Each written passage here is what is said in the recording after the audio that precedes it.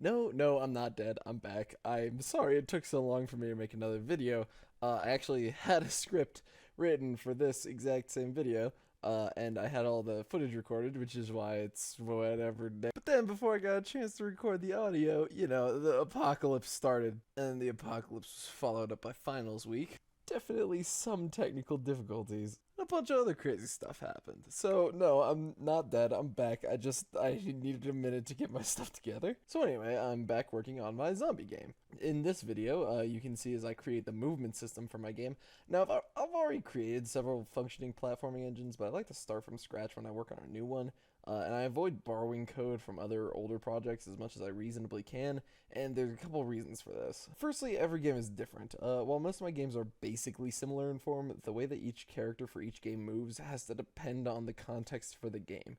Like for instance, in my Castlevania game, platforms are mostly obstacles, and they're designed to be difficult to work around. And I did this because I'm personally really fond of Castlevania 1 and 3, which, if you've ever played them, are just punishingly difficult, and the choppy, awkward platforming is kind of part of that difficulty. Click here for details. However, this game is meant to be a lot punchier, There's gonna be big, spectacular blood explosions, and your poor employee has gotta be darting around the level busting up zombies, and for fast-paced, run-and-gun kind of game, you really need accessible movement, and for that reason, I'm including the ability to jump through the bottoms of platforms and to jump down through them by crouching. Unlike my Castlevania game, the ability to move around in a really easy and fun way is absolutely necessary for the kind of game feel that I'm trying to accomplish. The second reason, and the more important one, is I think it's actually just good for me to rewrite the code every time. They say practice makes perfect, and every time I've written code that has basically the same function as code I've already written for other projects,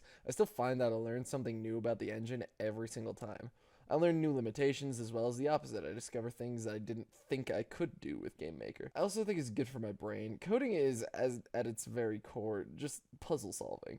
You want the game to do a thing, you gotta figure out some way to make it happen, given a set of functions and variables and stuff. Even though the movement code of all my games does pretty much the same thing every time, no two scripts are alike because the subtle differences in the goals of my code presents me with new problems I've never had to solve before. How do I make my character jump through the bottoms of platforms?